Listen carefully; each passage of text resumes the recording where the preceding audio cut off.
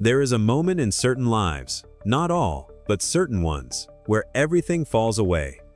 The job is gone, or the relationship, or the plan that was supposed to define the next decade. The safety net that was always there, quietly, in the background, giving you permission to be careful, disappears. And in that moment, something strange happens. Underneath the panic, underneath the very real fear of what comes next, something else begins to surface. A kind of clarity that was not available before. A kind of freedom that feels, at first, indistinguishable from despair. Because when you have nothing left to lose, you discover something most people never get the chance to discover.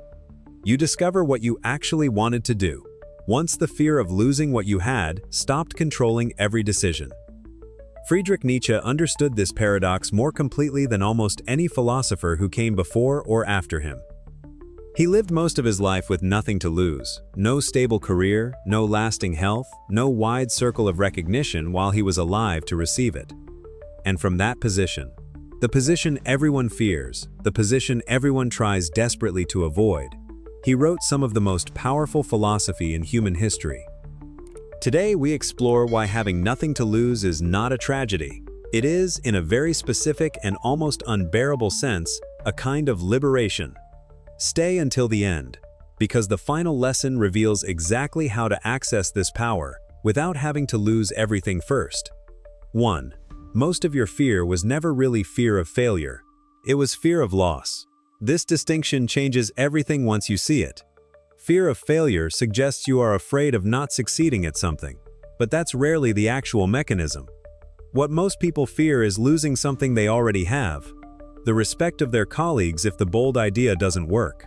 The financial stability if the leap doesn't pay off. The relationship if the honest conversation goes badly. The image others hold of them if the truth comes out. Nietzsche understood that this kind of fear, loss aversion, in its purest form, is one of the most powerful forces shaping human behavior. And it is almost entirely about protecting what currently exists, not about building what could exist. The person with everything to lose makes every decision through this filter. What might this cost me? And that filter, applied to every choice, every risk, every honest word, produces a life optimized for protection rather than expansion. The person with nothing to lose has no filter to apply. There is nothing left to protect, and in the absence of that filter, an entirely different question becomes possible. What do I actually want to build? 2. The cage built from comfort. Nietzsche saw something disturbing in comfortable lives that most people never examine. Comfort, once established, becomes its own form of imprisonment. The person with a stable job, a predictable routine, a life arranged just so, develops, without realizing it, an entire architecture of decisions designed around preserving that arrangement. They stop taking the risk that might cost the stability. They stop saying the honest thing that might disturb the peace. They stop pursuing the idea that might require giving up what currently works, even if what currently works no longer fits who they have become. This is not laziness. It is not even fear exactly. It is the rational, predictable response of a mind protecting an investment. The years already spent building the current arrangement feel too valuable to risk, and so the arrangement, even when it has stopped serving its purpose, gets protected indefinitely. Nietzsche called this the danger of small comforts. Not because comfort is wrong, because comfort, unexamined, slowly narrows the range of what a person is willing to consider possible. The person with nothing to lose has no investment left to protect, no years of careful arrangement standing between them and the next decision, and so they can consider, genuinely, without the cost-benefit calculation running automatically in the background, options that the comfortable person cannot even perceive as available. 3. Why desperation sometimes produces more truth than security ever could. This is one of Nietzsche's most uncomfortable observations. He noticed that people speak most honestly, not when they are safe, but when they have nothing left to protect through dishonesty. Think about the conversations in your own life that carried real weight.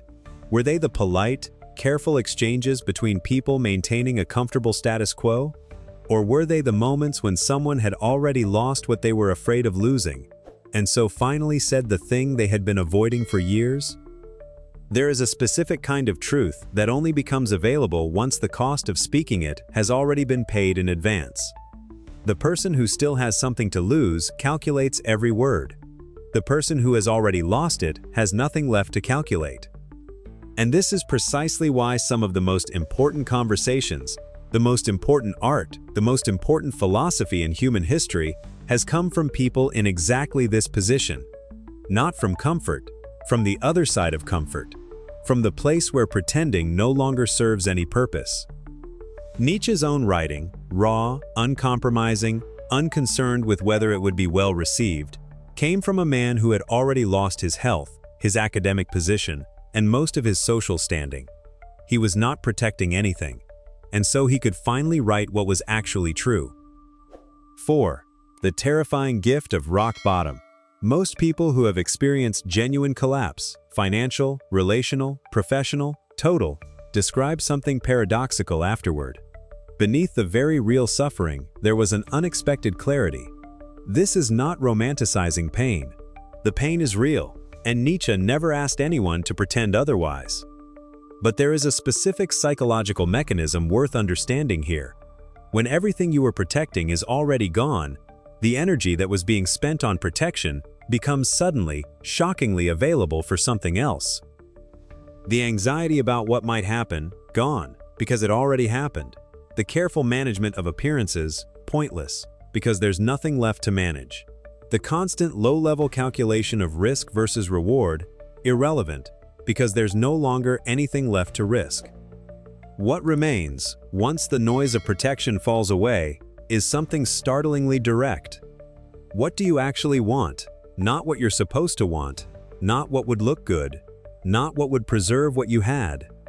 What do you, underneath everything, actually want to build with whatever time remains?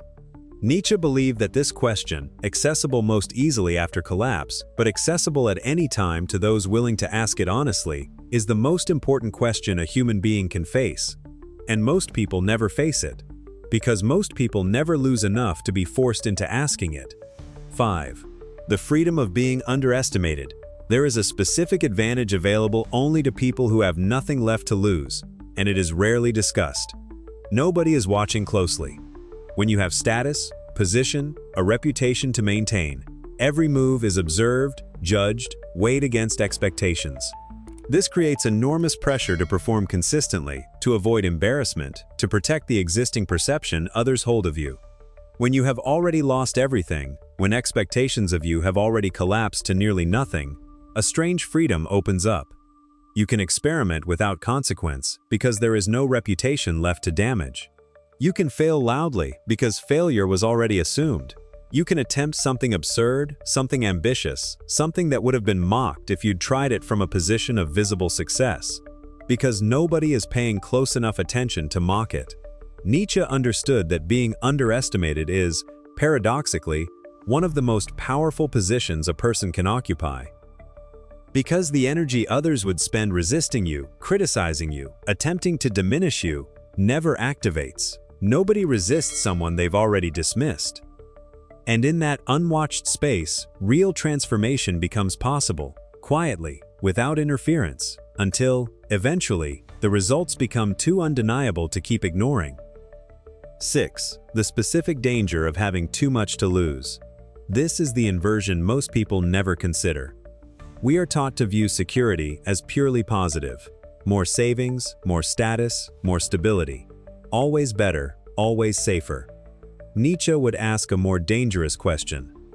What has all of this security cost you in terms of who you were capable of becoming?